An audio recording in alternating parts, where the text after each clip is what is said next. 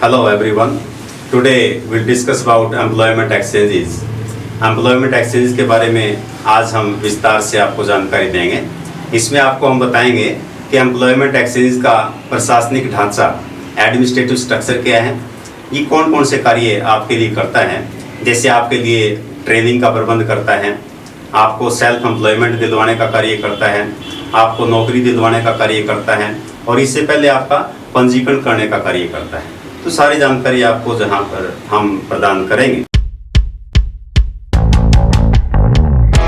हमारे बीच में आए हैं श्री योगेश्वर कुमार यादव जी। आप हैं सब रीजनल एम्प्लॉयमेंट ऑफिसर हरियाणा। आपका यहाँ एंजॉय कॉमर्स चैनल पर स्वागत है। आपसे हम ये जानकारी लेना चाहेंगे कि एम्प्लॉयमेंट एक्सचेंज का प्रशासनिक ढांचा यानी कि एडमिनिस्ट्रेटिव स्ट्रक्चर क्या है और कितने एम्प्लॉयमेंट एक्सचेंजेस इंडिया में, हरियाणा में काम कर रहे हैं। कृपया करके हमारे दर्शकों को बताने का प्रयास करें। धन्यवाद सर। सबसे पहले मैं एंजॉय कॉमर्स चैनल के सभी भी जो हमारे दर्शक हैं सभी को मेरा नमस्कार। और मैं बताना चाहूँगा कि आपको जो एम्प्लॉयमेंट एक्सचेंज के प्रशासनिक ढांचे की सर बात कर रहे थे, तो अगर प्रशासनिक ढांचे की अगर बात की जाए तो हर स्टेट के एम्प्लॉयमेंट डिपार्टमेंट के माध्यम से जो रोजगार विभाग होते हैं हर स्टेट के, उनके माध्यम से एम्प्लॉयमेंट एक्सचेंज की मॉनिटरिंग की जाती है सर। जहाँ तक हम नंबर ऑफ एम्प्लॉयमेंट एक्सचेंज की बात करें सर, तो हमारे हर डिस्ट्रिक्ट लेवल पे एम्प्लॉयमेंट एक्सचेंज कार्य कर रहे हैं। हरियाणा की मैं बात करूँ तो हरियाणा में भी 55 एम्प्लॉयमेंट एक्सचेंज कार्य कर रहे हैं और इंडिया लेवल पे भी हर स्टेट में हर डिस्ट्रिक्ट पे एक एम्प्लॉयमेंट एक्सचेंज कार्य कर रहा है। इसी हिसाब से राजस्थान के अंदर भी 33 जिले हैं तो 33 एम्प्लॉयमेंट एक्सचेंज है। साथ में ही सब डिविजनल लेवल पर भी यानी कि वहाँ पे भी लगभग 60 एम्प्लॉयमेंट एक्सचेंज के आसपास कार्य कर रहे हैं। तो जैसे हरियाणा की मैं बात करूँ तो हरियाणा में जो एम्प्लॉयमेंट एक्सचेंज के लिए जो मॉनिटरिंग कर रहा है वो एम्प्लॉयमेंट डिपार्टमेंट ऑफ हरियाणा, जिनका मुख्यालय अभी पंचकुला में बनाया है। रिसेंटली अभी नई बिल्डिंग भी गवर्नमेंट के माध्यम से बनाई गई है, रोजगार भवन के नाम से उसको जाना जा रहा है। तो उनके माध्यम से इन एम्प्लॉयमेंट एक्सचेंज का कंट्रोल किया जा रहा है हरियाणा लेवल पे। तो बहुत ही बढ़िया यादव साहब आपने बात बताई। तो अब हम आपसे ये पूछना चाहेंगे कि जो एम्प्लॉयमेंट एक्सचेंजेज हैं वो हमारे युवाओं के लिए मुख्य रूप से क्या क्या कार्य करते हैं। एम्प्लॉयमेंट एक्सचेंज के अगर मैं कार्य की बात करूं तो एम्प्लॉयमेंट एक्सचेंज रोजगार को बढ़ावा देने के लिए ज़्यादा से ज़्यादा युवाओं को इसका फ़ायदा मिल सके, ज़्यादा से ज़्यादा युवा हमारे एम्प्लॉयमेंट की तरफ जा सके, उसके लिए कार्य कर रहा है। मेनली मैं कहूँ तो सबसे पहले तो एम्प्लॉयमेंट एक्सचेंज रजिस्ट्रेशन करता है बेरोजगार युवाओं के लिए। उनका पोर्टल है, जैसे कि मैं हरियाणा की मैं बात करूं तो उनकी साइट है hrex.gov.in। इस साइट पे जाकर के युवा अपना पोर्टल पे रजिस्ट्रेशन कर सकते हैं।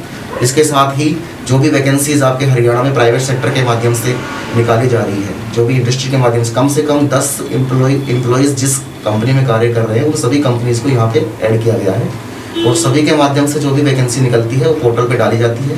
युवा डायरेक्टली पोर्टल पर लॉगिन करके उनको देख सकता है कि हमारे हरियाणा राज्य में कौन कौन से कंपनियों के अंदर कितनी कितनी वैकेंसियाँ निकली हुई है, तो वहाँ से डायरेक्टली वो अप्लाई कर सकता है। आजकल ऑनलाइन सिस्टम कर दिया है सारा ही। इसके अलावा समय समय पर युवाओं को सेल्फ एम्प्लॉयमेंट की तरफ भी मोटिवेट किया जाता है। विभिन्न कंपनियों से टाइप किया जाता है, विभिन्न प्रशिक्षण संस्थानों से टाइप किया जाता है और समय समय पर बच्चों को ट्रेनिंग प्रोवाइड करवाई जाती है, जिससे बच्चा स्वरोजगार की तरफ भी अपना रुख अपना सके। साथ ही बच्चों के लिए वोकेशनल गाइडेंस भी समय समय पर की जाती है, बच्चों के कैरियर टॉक्स भी किए जाते हैं, बच्चों के लिए प्री रिक्रूटमेंट ट्रेनिंग प्रोग्राम भी आयोजित किए जाते हैं, कॉन्फिडेंस बिल्डिंग प्रोग्राम आयोजित किए जाते हैं और युवाओं को समय समय पे, अब जैसे कि हरियाणा राज्य ने कंपलसरी कर दिया है कि हर महीने एक जॉब फेयर तो लगाना ही लगाना होगा। तो हर एम्प्लॉयमेंट एक्सचेंज के माध्यम से हर महीने कंपलसरी एक जॉब फेयर हर महीने लगाया जा रहा है, तो इसका युवाओं को बहुत फायदा हो रहा है। बहुत ही बढ़िया जानकारी आप दे रहे हैं कि जॉब फेयर युवाओं के लिए हम लगा रहे हैं और उसकी पब्लिसिटी वगैरह न्यूज़पेपर्स के माध्यम से एम्प्लॉयमेंट एक्सचेंज के द्वारा की जाती है। तो यादव सर ने आपको बिल्कुल सही ये जानकारी दी है कि सेल्फ एम्प्लॉयमेंट के लिए ट्रेनिंग देने का कार्य करता है और साथ में आपको नौकरी प्रदान करने के लिए आपका रजिस्ट्रेशन करता है। तो रजिस्ट्रेशन की जो प्रक्रिया है उसके बारे में थोड़ा सा हम आपसे पूछना चाहेंगे कि वो थोड़ा सा विस्तार से आप बताने का कष्ट करें कि उसमें कौन कौन सी कॉलम, किस प्रकार से जानकारी हम ऑनलाइन भर सकते हैं और क्या एक जो है नौजवान अपने मोबाइल से उसको फिलअप कर सकता है फॉर्म को, या उसको लैपटॉप से भरना पड़ेगा डेस्कटॉप पे, वो भी थोड़ा सा हमारे युवाओं को बताने का कष्ट करें। जो कि हमारा रजिस्ट्रेशन का जो कार्य किया जा रहा है एम्प्लॉयमेंट डिपार्टमेंट के माध्यम से, तो मैं इसमें बताना चाहूँगा कि ये सब कुछ ऑनलाइन हो चुकी है प्रक्रिया। बच्चा, मैं साइट बताने जा रहा हूँ आपको, जो हरियाणा डिपार्टमेंट जो रोजगार विभाग है उनके माध्यम से hrex.gov.in ये गवर्नमेंट की साइट है। जो भी युवा अपना पंजीयन करना चाहें, रजिस्ट्रेशन करना चाहें, वो इस साइट पे जाकर के लॉगिन करें। लॉगिन करने के बाद में आपकी क्वालिफिकेशंस के अकॉर्डिंग वहाँ पे कॉलम बने हुए हैं। जैसे कि आपने पूछा है कि 10th पास बच्चा हो या 12वीं पास बच्चा हो या हमारा ग्रेजुएट बच्चा हो, पोस्ट ग्रेजुएट बच्चा हो, तो सभी के हिसाब से वहाँ पे कॉलम बने हुए हैं। अगर आप 10th पास है तो आप 10th वाले पे कॉलम पे क्लिक करेंगे, अगर आप 12th पास है तो 12th वाले पे क्लिक करेंगे और उसमें अपने बेसिक जानकारी अपनी सारी डालनी पड़ेगी। आपका नाम होगा, आपका एड्रेस होगा, आपका आधार कार्ड वगैरह होगा। इसके अलावा आपकी क्वालिफिकेशंस आपने कहाँ से की है, किस बोर्ड से की है, कितने परसेंटेज मार्क्स आपने हासिल किए हैं उस हिसाब से, और इसके अलावा आपने कोई सर्टिफिकेट हासिल किया है या कोई एक्सपीरियंस भी आपके पास है तो वो भी आप उसमें डाल सकते हो। सारी जानकारी आपको उसमें प्रोवाइड की जाएगी पोर्टल के ऊपर। बहुत ही बढ़िया सर, आपने रजिस्ट्रेशन प्रोसेस के बारे में जानकारी दी है। तो इसमें हम आपसे पूछना चाहेंगे कि क्या एम्प्लॉयमेंट एक्सचेंज है उसके माध्यम से सभी युवाओं को बेरोजगारी भत्ता, अनएम्प्लॉयमेंट अलाउंसेस प्रदान किया जाता है या केवल उन्हीं युवाओं को ये बेरोजगारी भत्ता दिया जाता है जिनका रजिस्ट्रेशन वहाँ पर है? हाँ, ये आपने बहुत अच्छी बात पूछी है सर। एम्प्लॉयमेंट जो अलाउंसेस जो दिए जा रहे हैं बेरोजगार युवाओं को, सबसे पहले अनिवार्य शर्त तो ये होनी चाहिए कि वो बच्चा रजिस्टर्ड उस पर होना चाहिए, रजिस्टर्ड होना चाहिए। बिल्कुल, रजिस्ट्रेशन उसका जरूरी है, कंपलसरी है। और साथ ही वो बच्चा कहीं पे भी एजुकेशन ना ले रहा हो उस समय, क्योंकि बेरोजगारी भत्ते का मतलब ये है कि वो बच्चा अपनी एजुकेशन पूरी कर चुका है और रोजगार की तलाश में है, बहुत बढ़िया, उसको बेरोजगार मानेंगे हम। जो बच्चा स्टडी कर रहा है, नियमित रूप से चल रहा है, उसको भी बेरोजगारी श्रेणी में नहीं रखा गया है। भत्ते के लिए आवश्यक है कि आपने अपनी क्वालिफिकेशन जो भी है वो आपने उत्तीर्ण कर ली हो और आप अपने रोजगार की तलाश में हो, वो बच्चा बेरोजगार माना गया है। तो उसके लिए हरियाणा गवर्नमेंट के माध्यम से जो अलाउंसेस अभी एट प्रेजेंट दिए जा रहे हैं, वो 10th पास अगर बच्चा है तो उसको हम 900 रुपये दे रहे हैं। जो +2 पास बच्चा है उसके लिए 1500 रुपये का प्रावधान है, और जो हमारे पोस्ट ग्रेजुएट स्टूडेंट्स हैं उनके लिए 3000 रुपये बेरोजगारी भत्ता हरियाणा गवर्नमेंट एट प्रेजेंट दे रही है। तो बहुत ही अच्छी जानकारी इन्होंने दी है। तो जिन युवाओं ने अपना रजिस्ट्रेशन यहाँ पर नहीं करवाया है वो अपना रजिस्ट्रेशन करवा लें और जो अनएम्प्लॉयमेंट अलाउंसेज जो गवर्नमेंट के द्वारा प्रदान किए जा रहे हैं उसका फ़ायदा वो उठाएं। तो अब हम जो है सर से ये पूछना चाहेंगे कि जो नौकरियों की बात आती है तो कितने प्रकार की नौकरियां एम्प्लॉयमेंट एक्सचेंज के माध्यम से कैंडिडेट्स को ऑफर की जाती हैं और किस प्रकार से उनको सूचित किया जाता है कि वो इंटरव्यू पर आएँ और किस प्रकार से आगे प्लेसमेंट उनकी रहती है, उसके बारे में थोड़ी जानकारी प्रदान करने का कष्ट करें। ये बहुत अच्छा प्रश्न पूछा है आपने कि हमारे जो युवा हैं वो किस प्रकार से उनको वैकेंसियों की जानकारी मिले, किस प्रकार से वो उस पर अप्लाई करें। तो इसमें ये होता है कि सबसे पहले जो भी हमारे एम्प्लॉयर होते हैं, जैसे कि हरियाणा गवर्नमेंट की मैं बात करूँ तो जो भी यहाँ पे हमारे रजिस्टर्ड एम्प्लॉयर हैं, जो हमारे एम्प्लॉयर हैं वो भी हमारे पोर्टल पर ऑलरेडी रजिस्टर होते हैं। तो वो हमारे पास सबसे पहले एम्प्लॉयमेंट एक्सचेंज को अपनी जानकारी देंगे, जो भी उनके नज़दीक में एम्प्लॉयमेंट एक्सचेंज लगता है। जैसे कि अब मैं हिसार में हूँ तो हिसार एम्प्लॉयमेंट एक्सचेंज के अंडर में जो भी हमारे एम्प्लॉयर आएंगे वो सबसे पहले जानकारी हिसार एम्प्लॉयमेंट एक्सचेंज को देते हैं और वो सारी वैकेंसियाँ पोर्टल पर डाली जाती है ऑनलाइन। और ऑनलाइन डालने के बाद में जो बच्चा रजिस्टर होता है इस एम्प्लॉयमेंट एक्सचेंज के ऊपर, उस बच्चे के पास ऑटोमेटिकली वो मैसेज चला जाता है। एट प्रेजेंट तो ऐसा हो रहा है। और साथ ही हम उसको न्यूज़पेपर में भी डालते हैं, न्यूज़पेपर के माध्यम से भी बच्चों को जानकारी दी जाती है, समय दिया जाता है, वेन्यू दी जाती है कि यहाँ पे होगा। और अभी कोविड के कारण ऑनलाइन जॉब फेयर चल रहे हैं तो बच्चों को मैसेज के माध्यम से ही ऑटोमेटिकली पता चल जाता है कि हमारे यहाँ पे इस तारीख को एम्प्लॉयमेंट एक्सचेंज है। इसके लिए ज़रूरी है कि बच्चा एक तो अपना फ़ोन जो है वो ऑन रखे, जिस नंबर से बच्चे ने रजिस्टर्ड किया है अपने आप को वो नंबर उसका चालू होना चाहिए। साथ ही वो बच्चा समय समय पे वेबसाइट भी चेक करता रहे, क्योंकि वहाँ पे डिटेल सारी आती रहती है। तो online job fair at present लगाए जा रहे हैं। आप बहुत ही अच्छी जानकारी दे रहे हैं। आपसे थोड़ा जॉब फेयर के बारे में विस्तार से हम जानना चाहेंगे कि इसमें कौन कौन सी कंपनीज भाग लेती हैं और क्या गवर्नमेंट सेक्टर की इंस्टीट्यूशंस हैं वो भी इसमें शामिल होती हैं या सिर्फ प्राइवेट कंपनीज इसमें आती हैं, और इसमें लगभग कितनी कंपनी जाती हैं, कितने कैंडिडेट्स को आप डिस्ट्रिक्ट लेवल पे जब जॉब फेयर लगाते हो तो कितने कैंडिडेट्स को मोटिवेट करके उसमें आप शामिल कर पाते हैं? जी सर, बहुत अच्छा क्वेश्चन आपने सर पूछा है जॉब फेयर के रिगार्डिंग।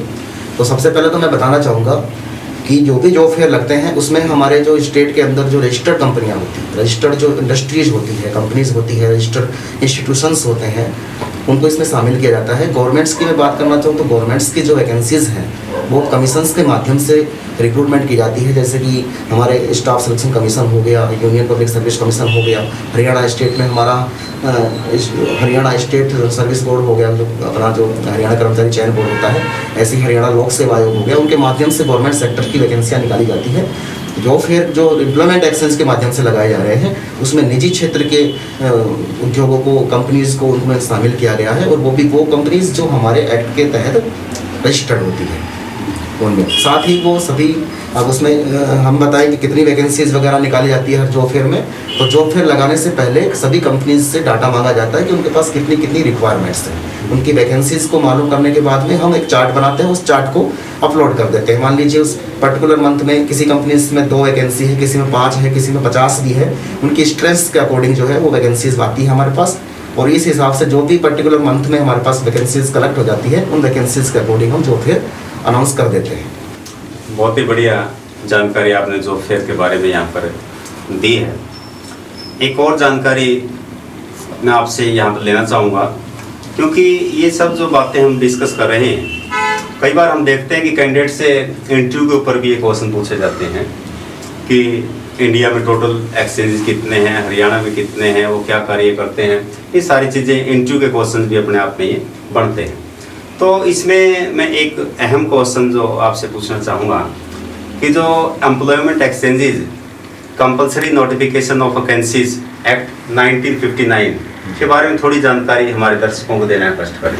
हाँ, ये आपने बहुत ही अच्छा क्वेश्चन पूछा है कि जो कंपलसरी वैकेंसीज नोटिफिकेशन एक्ट 1959 है, उसमें अभी हाल ही में संशोधन किया गया है और वो एक अच्छा सुदृढ़ अधिनियम बनाया गया है। जैसे कि मैं बात करूं कि अब सभी कंपनीज़ के लिए, जिस कंपनीज़ में कम से कम 10 एम्प्लॉयज़ हो, उन सभी को इसमें शामिल किया गया है। और साथ ही ये उनके लिए कंपलसरी हो गया है कि अगर वहाँ पे एक भी वैकेंसी वैकेंट होती है तो उनको कंपलसरी इस चीज़ की सूचना हमें एम्प्लॉयमेंट एक्सचेंज को देनी होगी कि हमारे पास इतनी वैकेंसीज़ हैं। अब कोई भी इस एक्ट के तहत कोई भी कंपनीज जो हमारे यहाँ रजिस्टर्ड है वो इस चीज़ को, इस तथ्य को छुपा नहीं सकती कि मेरे पास 2 वैकेंसीज लिखते हैं और मैंने बताई नहीं। उनको कंपलसरी टाइम से बताना होगा कि हमारे पास इतनी वैकेंसीज वैकेंट है। और इससे क्या होगा कि एम्प्लॉयमेंट को बढ़ावा मिलता है। कई बार क्या होता है कि हमारे पास 50 वैकेंसी लिखते हैं लेकिन हमें बताते हैं 20 वैकेंसी है हमारे पास, तो अब ऐसा नहीं हो पाएगा। अब 50 उनके पास खाली है तो 50 की सूचना उनको देनी पड़ेगी। ये चीज़ इसमें फ़ायदा होगा। बहुत ही अच्छी जानकारी आप दे रहे हैं कि जो कंपनीज हैं जो रजिस्टर्ड हैं इनके पास, उन सभी कंपनीज को, सभी संस्थाओं को अपनी जो वैकेंसीज हैं उसके बारे में जानकारी देनी होती है, ताकि जो एफिशिएंट व्यक्ति हैं, एफिशिएंट कैंडिडेट हैं, जो अच्छा परफॉर्म करते हैं, तो उन्हीं का सिलेक्शन वहाँ पर हो सके। मैं युवाओं से कहना चाहूँगा कि वो अपने नॉलेज बेस को लगातार जो है बढ़ाते रहें, क्योंकि आज आप देख रहे हैं कि नॉलेज इकोनॉमी में सिर्फ परफॉर्मेंस का, आपकी एफिशिएंसी का, आपके परफेक्शन का ही महत्व रहता है। इसमें एक बात और हम जो है सर से पूछना चाहेंगे कि खासकर हरियाणा प्रदेश में जो 75% हरियाणा के युवाओं को रोज़गार देने की बात का जो बिल है, तो इसका कितना फ़ायदा हरियाणा के हमारे युवाओं को मिल पाएगा, तो उसके बारे में भी थोड़ी जानकारी प्रदान करने का कष्ट करें। ये काफ़ी अच्छा क्वेश्चन पूछा है आपने। अभी रिसेंटली इस बिल के ऊपर चर्चा हुई और ये बिल पास भी हुआ हरियाणा विधानसभा के अंदर। तो इसमें क्या है कि हमारे हरियाणा स्टेट के जो लोकल युवाओं को रोज़गार में बढ़ावा देने के लिए इनको उच्च श्रेणी में हमारे हरियाणा स्टेट में ही जॉब मिल जाए, बाहर ना जाना पड़े, उसके लिए इस बिल को लाया गया है। और इस बिल में क्या हो रहा है कि 75% में उन युवाओं को शामिल किया गया है जिनकी सैलरी 50,000 के अबव होती है, वो इसमें शामिल होंगे। इंडस्ट्री वो शामिल होगी जिसमें कम से कम 10 एम्प्लॉयज़ हों, और हर डिस्ट्रिक्ट से 10% युवा इसमें लिए जाएंगे इस एक्ट के हिसाब से। साथ ही हर कंपनीज को इस एक्ट का प्रावधान मानना पड़ेगा। अभी ये बिल राज्यपाल के पास गया हुआ है, अभी जैसे ही राष्ट्रपति महोदय की मोहर लग जाएगी ये बिल पास हो जाएगा, अधिनियम बन जाएगा। अभी जो इसके प्रावधान है वो मैं बता रहा हूँ, इसमें हर कंपनीज को जिसमें 10 एम्प्लॉयज़ कम से कम हो उनको इस एक्ट के तहत माना गया है। और सभी के लिए अनिवार्य होगा कि वो हर जिले से कम 10% युवाओं को इसमें शामिल करें। कि अगर वो इस एक्ट का फॉलो नहीं करती है तो उनके ऊपर जो जुर्माना लगाया जाएगा, जो 20,000 से लेकर के हमारे 1.5 लाख रुपये तक किया गया है। साथ ही सभी कंपनीज को इसके रूल फॉलो करने पड़ेंगे। तो बहुत ही अच्छा है, ये लोकल युवाओं को प्रोत्साहन देने के लिए गवर्नमेंट ऑफ हरियाणा ने बहुत अच्छा स्टेप लिया है। बहुत ही अच्छा सर ने आपको बताया कि हरियाणा के युवा हैं उनके लिए ये बिल बहुत ही महत्वपूर्ण होने वाला है। और अच्छा लाभ इसका उनको मिलेगा।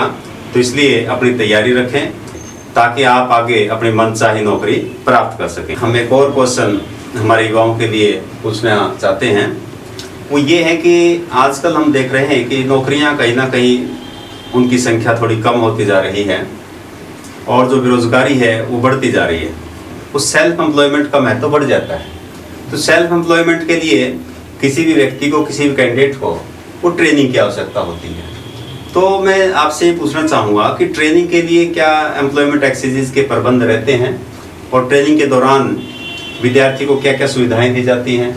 क्या ट्रेनिंग मिलने के बाद उसको लोन वगैरह प्रोवाइड करवाया जाता है?